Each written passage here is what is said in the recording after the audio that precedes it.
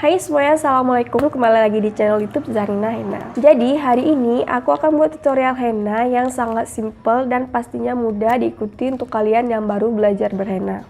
Hari ini aku menggunakan henna itu merek NEHA.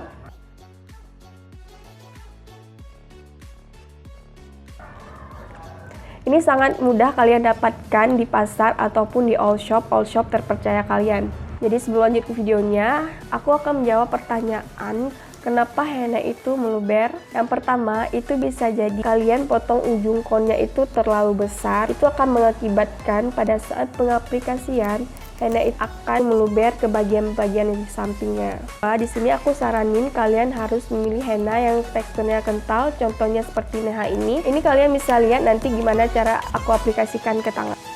Oke, sebelum lanjut ke videonya, jangan lupa di like dulu dong videonya. Bagi kalian yang belum subscribe, silahkan subscribe dulu channel YouTube ini.